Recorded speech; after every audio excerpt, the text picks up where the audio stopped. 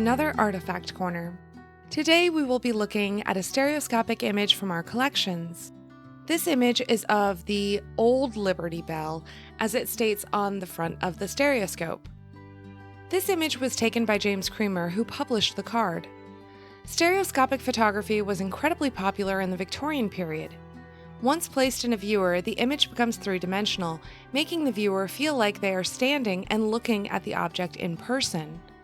Stereoscopic images were a way to view famous places and landmarks without having to make a long journey. Let's learn a bit more about the Old Liberty Bell. Here is what the back of the card says.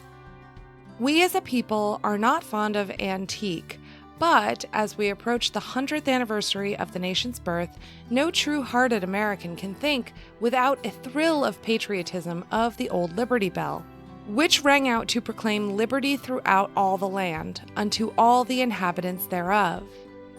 The bell was originally cast in England in 1751 at a cost of £100 sterling, was ordered to be of 2,000 pounds weight, and to contain the following inscription: by order of the Assembly of the Province of Pennsylvania for the State House in the City of Philadelphia, 1752. Also, proclaim liberty throughout all the land to all the inhabitants thereof. Before the bell was hung, it cracked by a stroke of the clapper to try the sound, and was recast in this country by Pass and Stow of this city, who were compelled to remix the metal, as the original mixture was found to be too brittle.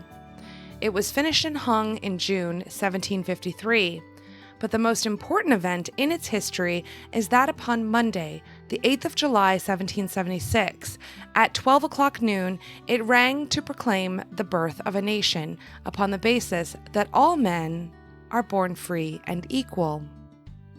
In 1777, at the time the American forces were compelled to evacuate Philadelphia, this bell, together with Christ Church chimes, was removed to Allentown to prevent them being melted into cannon by the English.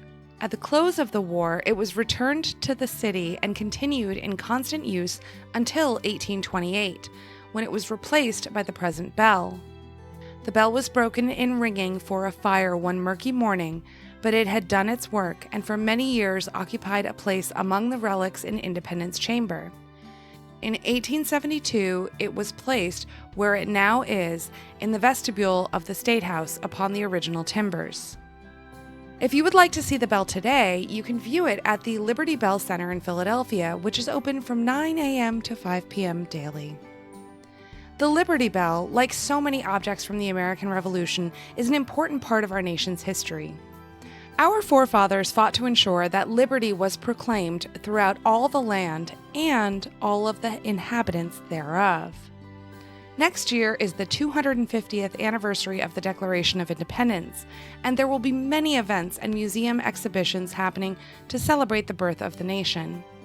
If you can, check them out, and remember the founding principles that forged our country. I'll part with a small section from the Declaration of Independence. We hold these truths to be self-evident, that all men are created equal, that they are endowed by their Creator with certain unalienable rights, that among these are life, liberty, and the pursuit of happiness. Our card is in very good condition and a lovely example of Victorian stereoscopic photography, and we are so lucky to have it in our collections. Thanks so much for stopping by.